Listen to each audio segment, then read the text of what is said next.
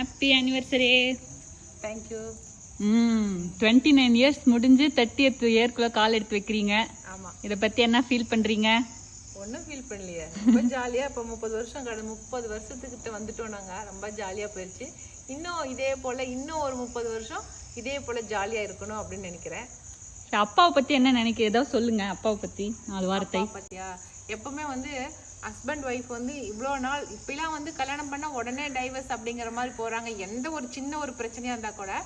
ஆனால் நான் அப்போ இருக்கிறீங்களா ரொம்ப காலம் ஒன்றா தான் இருந்தாங்க. நாங்களும் அந்த மாதிரி தான், எங்கள் ஜென்ரேஷனும் அப்படி தான் ஒன்றா இருந்துட்டு இருக்கிறோம். அதுக்கு என்ன காரணம் அப்படின்னாக்கா, யாராவது ஒருத்தர் வந்து விட்டு கொடுத்து போயிடுறது, அதுதான் மெயின் காரணம். நான் வந்து லக்கின்னு நினைக்கிறேன். எங்கள் வீட்டுக்காரர் எதுவுமே திட்ட மாட்டார். இது வரைக்கும் ஒரு நாள் கூட என்னை திட்டுனதே கிடையாது. அதுக்காக சண்டையே போட்டதில்லையா அப்படின்னு நினைக்காதீங்க. சண்டை போடுவோம்னா நான் தான் திட்டுவேன். அப்பயும் கோச்சிட்டு நான் தான் சண்டை பண்ணுவேன். அவர் எதுவுமே பேச மாட்டாரு. அவர் உம்முன்னு பேசாம போயிடுவாரு. அப்புறம் ஒரு நாள் பேசாம இருப்பேன். அடுத்த நாள் அவர் பேசிடுவோம். அவரே ஏதாவது சிரிக்க வச்சிருவாரு, ஏதாவது பேசிடுவாரு, பண்ணிடுவாரு. அவ்வளவுதான், எங்களோட சண்டை முடிஞ்சிரும். அதனால இது மாதிரி யாராவது ஒருத்தர் விட்டு கொடுத்து போனாக்க லைஃப் இந்த 30 வருஷம்லாம் இல்லை, இன்னும் 50 வருஷம் கூட நம்ம இப்படியே கண்டினியூ பண்ணலாம். எந்த ஒரு பிரச்சனையும் இருக்காது.